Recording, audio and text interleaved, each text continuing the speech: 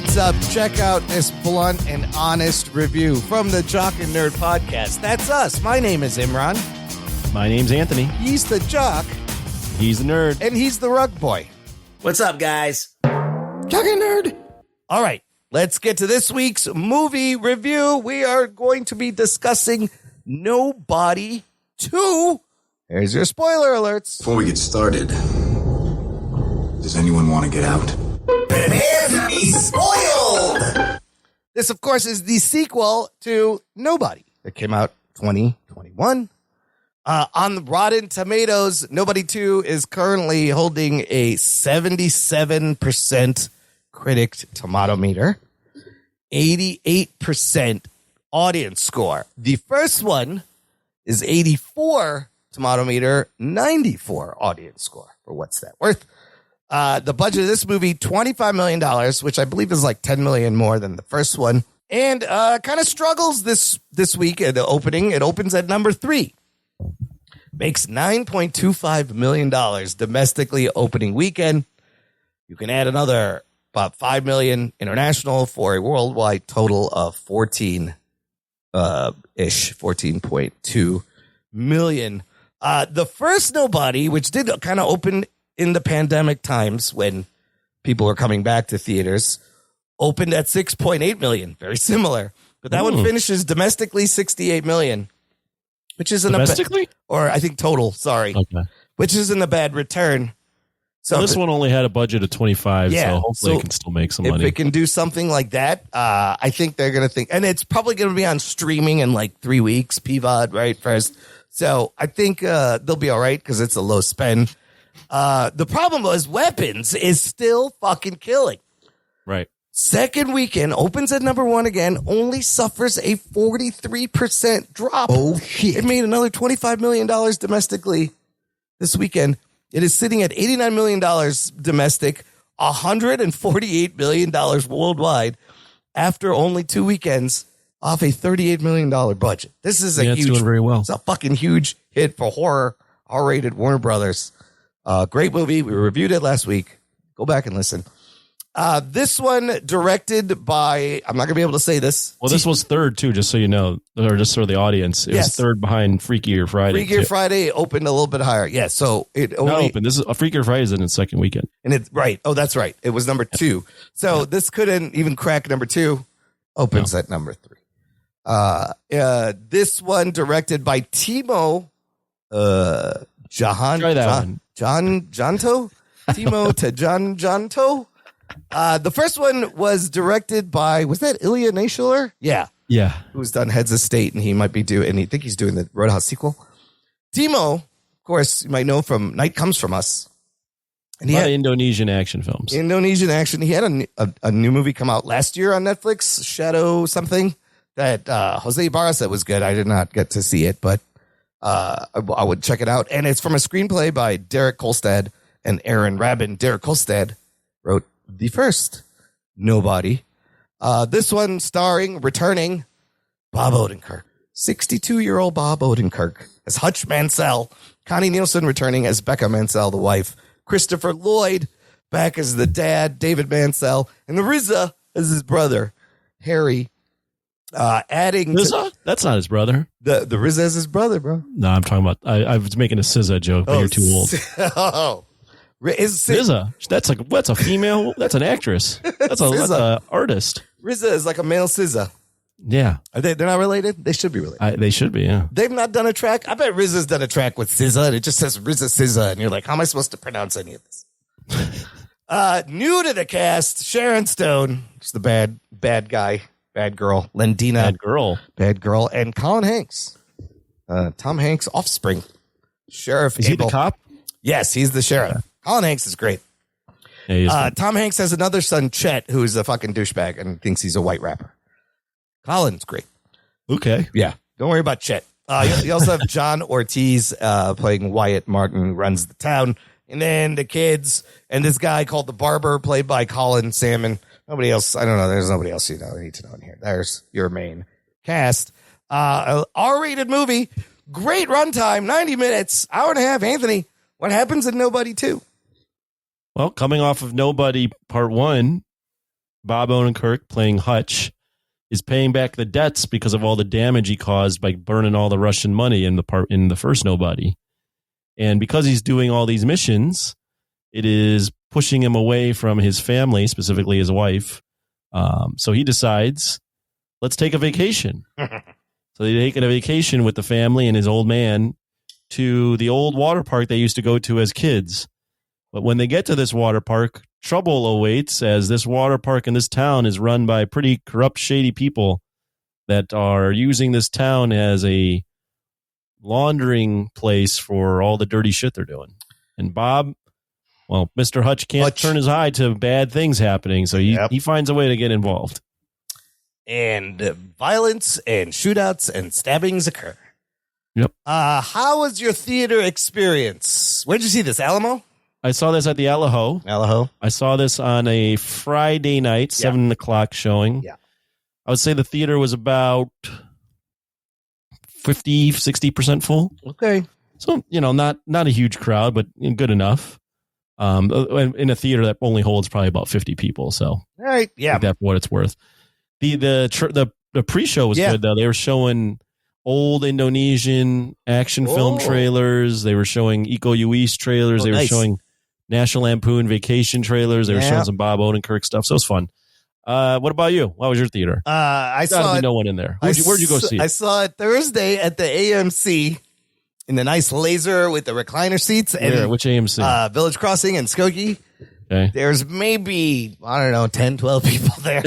Not a lot of people. It was 9 p.m. showing. I was like, not a lot of people are coming to watch this. Well, we're coming off a string of movies. So there's not a lot of this. This is very much a genre film in the middle of August. It's kind of the end of the summer movie season, and even for us, what a run for new movies last 4 weeks. Right, it's been kind of fun. But that's interesting. They showed National Lampoons and those things because the movie is kind of like a National Lampoons meets a fucking violent action movie kind of thing. So when it was over, did you rewatch the first one? No, I haven't seen. I really enjoyed the first one, but I did not rewatch it in anticipation for this. So there were some things I forgot, like the Russian plot line and all that the shit. Obshek. He burns the Obshek. I rewatched the first one. I was like, let me fucking remember what the fuck happened. So that was fun going in this one. All right. Movie ends. How did you feel? Opening thoughts. What do you think? I had a great time. I had Bob Odenkirk. Give me some Bob Odenkirk. Give me some action. Give me this dude that's old and looks like a straight nobody. Yeah. The pun is intentional there. Okay. And have him doing, getting involved with shit that is bigger than him and kicking people's ass and doing it in creative ways. And then there being a tinge of not so seriousness to this. I had a great time throughout. I mean, I do have some criticisms of it. Yeah. I think it loses the plot towards the end and gets a little too crazy. But overall, I mean, similar to the first one, I don't know if it's as good as the first one, but I had a good time with this, and I like the location, and I just like seeing Bobby O kick some ass. Dude, Bob Odenkirk's physicality. I know he's funny. This is a funny fucker. I've been following his career since the late 90s when he was on Mr. Show with David Cross on HBO. It's a brilliant sketch comedy show, and I think he wrote on The Simpsons for a while, and then I knew he was funny. The physicality he has shown in these movies is super impressive. I also had a great time. I think they know what they are. The movie knows what it is. It's up there. It's with your Working Man's and Equalizers and dad action movies. It's breezy. It's easy to watch. It's lighthearted John Wick. It's a John Wick light. It's fun. It's funny. It's fucking gory. The action scenes are quite often fun. It's a little more over the top and goofy than the first one. I'll give it that. I think this one leans more into the comedy with the action than the first one. And Odenkirk, there's some funny moments. He's got some funny lines. But I love this character of Hutch Mansell. He's become very endearing. The more you learn about him, the more he just can't help himself. Yeah, I love that too. I love that he's in these missions, but then even when he's on vacation, if he sees something, what sets him off first is the dude hitting his daughter. Yeah, that's unacceptable. That of course you're going to do. But then the scene where he sees the kid in the car and he's just like, fuck, I can't turn away from this. I got to go and help him. That is also a great scene because he drives away. He could have just left and everything was fine. And then the car just backs up back into the shot. I was like, no, Hutch can't help himself. It's fucking great. My only criticism is, the goofiness. We'll talk about Sharon Stone as the villain. It was a little maybe too similar to the first one. They follow the formula, I mean, almost to a T again. Which there's things I like about that. Like I like the opening and closing when he's in the interrogation and it starts just like the first one, except there's a different animal and a different thing. And you notice he's got. What was the animal in the first one? It was a cat. He saved the cat at the very end and he had cat food and a can opener that he just feeds the cat. In this one, you notice he's missing a finger. He's cauterizing a wound. There's a dog next to him and they're like, it's a wolf dog. It's a wolf dog with red eyes. They're like, who the fuck are you guys? And then it even goes into like the days of monotony, Monday, Tuesday, except now he's back at work. He is not working at that factory that he exploded. I love in the first movie, he blew up his whole house. He bought that business from his buddy and then just fucking blew it up. He burned everything down. But the things maybe they didn't have to do was he burned money in the first one. He's burning money again. I was like, really? You fucking do that again? He booby traps the factory in the first one. And he booby traps this whole amusement park in the second one. I love watching the booby trap, but I was like, man, this is a lot like the first movie. You couldn't think of anything else to do instead of fucking doing the same shit in the second movie. Okay, it's fine. Yeah, I mean, there is a lot of stuff that they copy, but I really did enjoy the action scenes. I like the scene where he's kicking all the cops' ass on the boat. Oh, the boat scene is great. Yeah. It reminded me of the small town, like corrupt police thing reminded me a lot of movies we've seen in the 80s, like your Roadhouse. Yeah. Or even if you're getting a little more serious, your Rambo. Yeah. First Blood. Yeah, First Blood. But it's done with that. This one's done with a more of a goofy twist. So, he's kicking all these guys' asses on the boat. No one notices because there's only a few people on the boat and they're all wearing headphones. It's so hilarious and ridiculous. Like they have no idea this massive fight. But again, this is similar to the first movie on the bus. He gets knocked out of that bus, goes back on and fucks him up. He gets thrown off of this boat, climbs back on. With his finger cut off, right? With his finger, yes. This is where the finger gets clipped and he climbs back on and fucks him up. But I did enjoy the lines when he's fighting. He's like, use your words. And then he throws the pole. He goes, now no one gets the pole. And then at one point he goes, think of the children. And the guy's like, what? Just to distract him. But then some of the moves where he hits him with the anchor and you're like, oh, Jesus Christ. He didn't have that great moment in the first one. The first one where he just takes his pistol, drops all the bullets, throws it down and just goes, I'm going to fuck you up. So it doesn't have as much of as that big of a badass moment. I will say with this director, I thought it would actually be more gory because if you've seen The Night Comes for Us, yes, those are like horror level gore. There is some blood and violence, but it's not. This one's much more. It's even when there's blood and shit, it makes you go ooh, but it's more like a comedy than it is like gonna gross you out of like how violent it is. I mean, there's some body parts, and then there's that move Harry does at the end with the sword where he slices through the gun and the guy's head. Oh yeah, and then it just slides off. Yeah. But I mean, I love on the boat where he's like, I'm on fucking vacation while he's just pounding this guy. It's fucking great. So yeah, there's body parts in the explosion. I'll tell you what, I started watching The Night Comes for Us. I never finished it. I got halfway through. It is exhausting. Oh yeah, it's really violent. The amount of violence, and the amount of people that get killed. Yes, and it's like the whole movie, all the time. There's so much. They're killing so many people. And then just brutal ways. Like I couldn't even go back and finish. I was like, fuck, I need to take a break. This is a lot. So maybe he pulled back a little and you see it. Yeah. Here and there. I don't know if that would have fit in this movie. Yeah. The first movie did have the scene where he drills a hole or puts a hole in the guy's neck to help him breathe, which was gross. Yeah, in the bus, yeah. But there's nothing like crazy violent in this. I mean, the story is pretty simple, right? Yeah. It's like your typical Western with a family where guy's in the wrong town and can't, and comes across dirty, shady shit and everything's corrupt. I think my one criticism or my two criticisms are once it goes beyond the town and it's just like it's connected to Ladina or whatever her name is, played by Sharon Stone. Yes. And she's using this town and it's really part of a bigger thing. Yeah. I was like, I would have preferred it would just stayed in the town. I didn't know that. I didn't feel like it needed to be connected to An outside this bigger thing. Yeah. outside city crime syndicate. My other criticism is Sharon Stone is like in a different movie. What is she doing even? I was like, oh, wow. Even though this movie is goofy, she is, I think I said this on my Patreon review, but she's playing her Catwoman villain in this movie. That's what it reminded me of. I was like, I've seen her do this exact same performance in something else, and I can't remember what. She is one note, 100% psychopath. Like almost like the Joker or something. Yeah, but it's like it's not even like as subtle as the Joker has, like is crazy, but also has these layers to him. She's just no layers.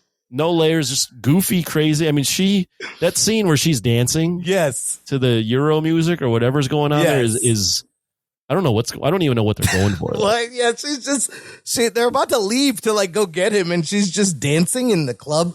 Is it because she's so bloodthirsty, or she's excited to go get this fucking guy? I don't know. She's probably like, what should I do? I'm just gonna dance. Yeah, I don't know. And like the intro of her in her little casino where she catches that guy cheating is pretty violent. She stabs him in the eye. Yeah. And then kills everybody there. I was like, that's like a Joker. It reminded me of like just an unhinged one note Joker type. Right. That's what they're going for. I don't think it really completely works. No, because I mean, you don't really care for her, but you need a villain, right? So, I would have thought they were going to stick with either the dude, the sheriff, the sheriff, or the guy that was running the town. Well, I thought that would have been enough, but they kept trying to like one up it. Where like, no, there's someone even more evil, and it's her. And I don't know. I mean, I like Sharon Stone, but she's just way over the top. It was a wild performance. Yeah, and they just killed the sheriff at the end, and I thought that was it. I was like, what? Oh, he's not the main bad guy. Like he can't get him to. And then she just shoots him, and she's like, "Get them." Let's go action scene wise. What we thought of the action scene. The first one in the beginning is when he goes to visit the barber, and he kind of tells it in a flashback of him. Should have been a simple snatch and grab on the elevator of this drive, and you get an elevator fight against like the Japanese Yakuza, maybe. Mm-hmm. And then he's like, "Oh, but that wasn't the only one." And then he sees them fighting Corsicans with MP7. He goes, with Uzis. Oh, wait, they had MP7s. I love when he corrects. He notices the guns. He has to correct it. And then there's Brazilians with machetes, and it cuts back, and the guy's like, oh, my. And Hutch is like, oh, yes, oh, my. That moment where when the Brazilians show up, he takes his belt off right away, rips an electrical pipe off the wall, and straps it to his arm. That's fucking badass. I love that shit. Oh, yeah. No, it was great. And yeah, that fight scene is pretty good. And you see, he wants a break. He wants to go on vacation. But I love the line where the guy goes, "This job is in your nature. Wherever you go, there you are." Right. Which is one of the themes of the movie. Yeah. Trouble always finds him wherever he's at. And then, the reason they go to this town, which I also thought was interesting, to get some background, is it's the one vacation their dad took them on. And we know they did not have a traditional childhood, clearly, because they're all into weapons and guns and explosives. They're all trained to fight. So Plummerville is a bootlegger route. And they probably just could have kept it in the town. Yeah, they could have kept it in the town, but it's like they go into this history where the dude in the commercial of the old Plummerville ad Billy was Martin, the dad of the one of the guys in this movie who's now being basically what do you call that? What do you call where he's being controlled? Losing the word is on the tip of my tongue. Not blackmail. Blackmail. Oh, blackmail. He's being blackmailed by the Sharon Stone's character to basically launder the money. He wants out, and he owes debts that his father had. Blah blah blah. They just got to add some way to connect it, and she's like, "Oh, you're not done yet." Then we get to the arcade scene.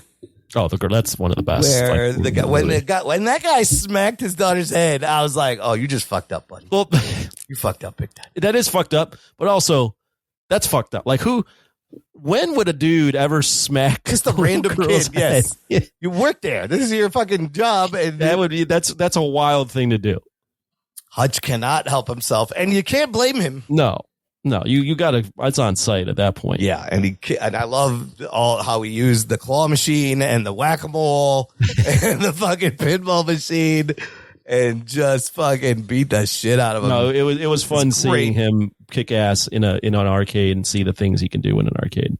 Then you have this whole theme of his son kind of picking up some violent tendencies because of him.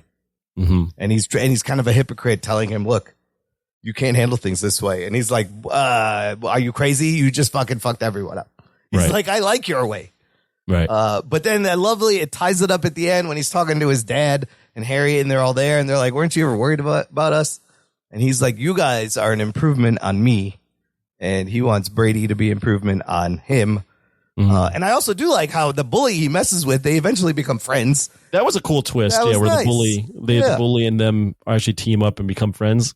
I did not see that coming. So I thought that was a fun little twist on what would have been a very cliche part of the movie. He's like, we good. And they were good. And then the barber is like, it's so funny because it's just like Winston from at the Continental. Oh, 100% just copying that. Where he's like, here's your next job. He knows things. He can help him.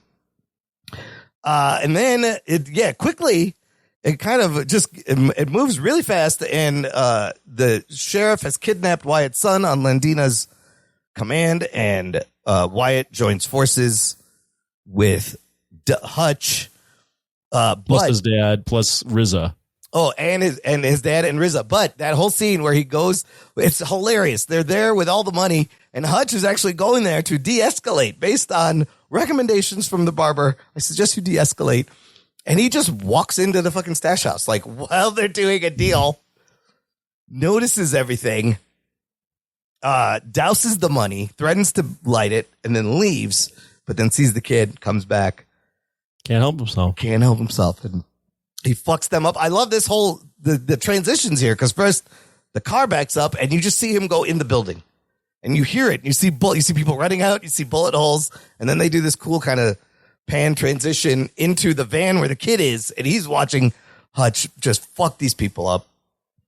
And then I love how I do kind of love how he shoots the bulb, and that causes the money to ignite. And there's chemicals, so she was working on like a chemical weapon.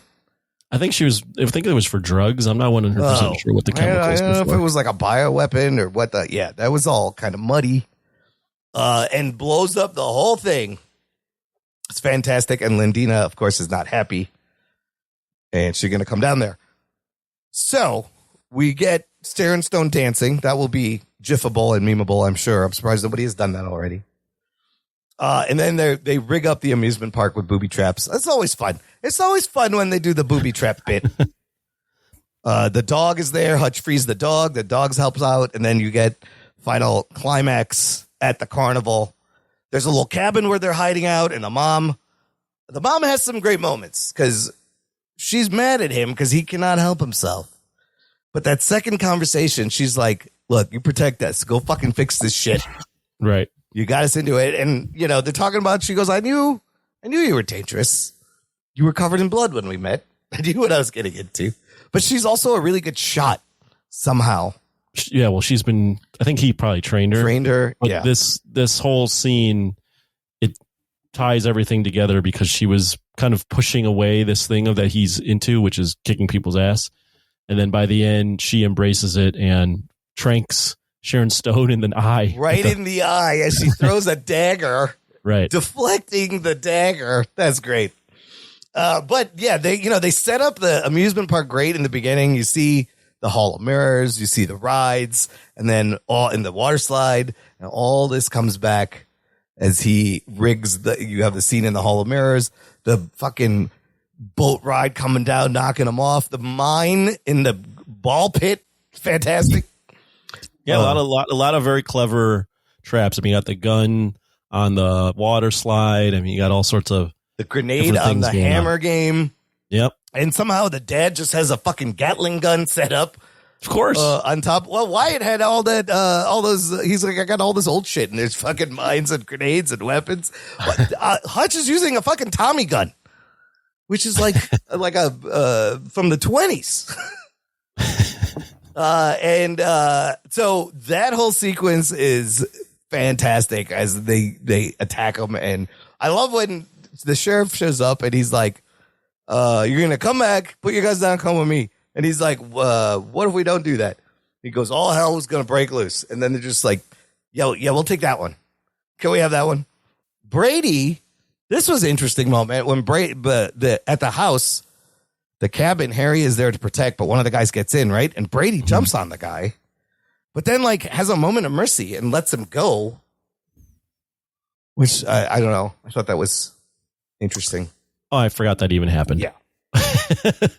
But Harry slicing the fucking gun in the top of the head and talking about the and then he goes, don't bring a machete to a fucking katana duel. It's the first principle. RZA's great. And I forgot that RZA was even his brother. Yes, I didn't remember that from the first movie. I love either. Christopher Lloyd is also a lot of fun in this. Like everyone just seems to be having a good time.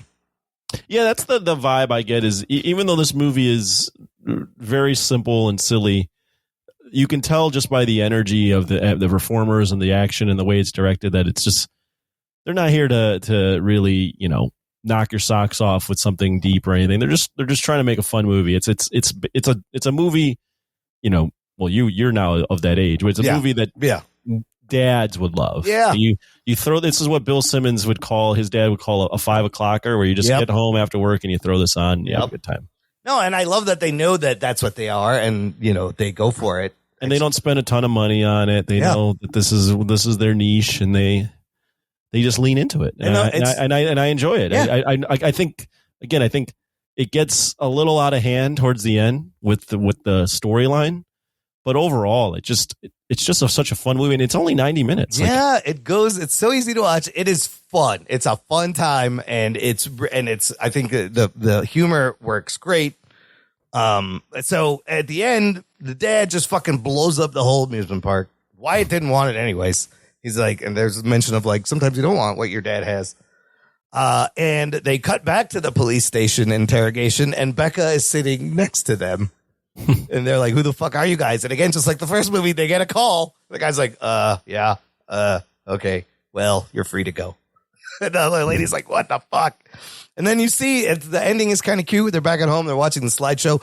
They have both of the dogs with them, the wolf dog and fucking Lindina's little pug dog. Right. They're both there, and they're showing slideshows of their vacation. Just charming. You know what they don't ever explain is that tattoo on his hand. I didn't even notice that. Yeah, in the first one, when he went into this place looking for questions, he holds up his hand, and this one guy notices the tattoo and instantly just goes behind a door and locks like all of it and looks through the window. Like he knew what that was. He goes, thank you for your service, and gets the fuck out of there. And this time it's a little more faded, and they show it again. And I want to know, what was this crew in his auditing world? Why? What is this player Maybe they'll card? make a third movie and address that for you. Honestly, they could make a bunch of these, right? You could have them in different places. Just maybe don't have them burn money again. Don't have them get knocked out of a thing only to climb back up again. Just maybe come up with a little different things. But I would be down for this kind of, it's a fun little light franchise thing. I love the Mansell family. They're all in on it now. Kind of. Yeah, I think if you do a third one, you expand it and have the whole family involved. I don't know if I necessarily need a third one, but I do appreciate these for what they are, and they're not swinging for the fences. They know what their niche is, and they know their audience, and people like us are going to enjoy them. You fucked with the wrong bitch. That's a line from Sharon Stone. That's kind of how this movie goes. Now, talking about Bob Odenkirk's physicality, I learned some very interesting things you may have remembered or not. Bob had a heart attack July 2021 while shooting Better Call Saul after making the first Nobody. Okay. He continued training with the stunt coordinator from Nobody. Since then, this whole time, he's like, first of all, that training probably saved his life because it made him a little bit stronger to survive the heart attack. And he went back to that guy, and he's been training with the stunt coordinator since then. Not even knowing there was going to be a second movie, but so that he can bring a little more physicality to the role. And a lot of these scenes, it's him, right? It's not a stunt double. It's clearly I didn't him. know. Some of them are definitely a stunt double. Some of the times when he's tossed, you don't see his head. Right. But a lot of the elevator scene and the boat scenes, like that's him. But this motherfucker had a heart attack. and came back and like it's amazing. Like I love when you whisper. He can do this. Like I forgot about that heart attack. I was like, holy shit. But his physicality is very impressive. I love that it's just this unassuming fucking dad. Several times in the movie, the guy's like, this is not just a tourist. And even Lindina is like, some dad on summer vacation with his family blew up my shit. Yeah, I mean, that's the whole appeal of the franchise, right? Is that it's this guy that looks like a suburban dad that couldn't kick anyone's ass that's doing all this. I'm sure he never thought he would ever be an action hero, but they've turned Bob Odenkirk into legitimate action hero. It's all right. Yeah, it really is a modern miracle that this guy's now become, I wouldn't say these movies aren't giant movies, but he does have a little niche now that he's building as an action star. I feel like let's do like a team up where you get Hutch Mansell with Bob McCall from Equalizer throwing the beekeeper. I don't know. Well, yeah, and you can do all those, but then the tones are so wildly different. They have to take down John Wick. Hutch versus John Wick. I don't know who I'd give it to. Probably John Wick. Yeah, probably Johnny Boy, but Bob would put up a fight. Bob would give him a run for his money. So yeah, the physicality Odenkirk shows is great. Like he put in the work, you could see it. But at the end of the day, it's just a nice, fun little dad action movie to enjoy. Let's give this a rating, Anthony, and a ranking against the first one. First one's better. I would say this one is a solid 7 out of 10. If they would have had a better villain, that wasn't so goofy, I would have went with 8. I think it loses the plot a little bit, but again, fun action movie. I don't know that you need to go out of your way to go see it, but if it's available in the movie theater, or if it comes on streaming and you like silly action movies, this one is one of the better ones you can watch. I mean, I agree. I think if you like the first one, this one delivers what you expect from these movies. The first one is a little bit better. I'll give this a 7.5. But it's up there with the first one. For me, I just wish I would do another one, but just change it up a little bit. Better villain, and you got something fun here. But I enjoy Hutch. I enjoy the adventures of Hutch and the Mansell family for sure.